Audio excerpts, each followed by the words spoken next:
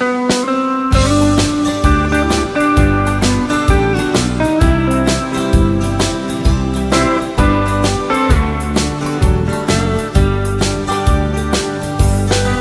su khi ral tiang ram ka di lên na loi khi nu la samang ka then na eng ti ka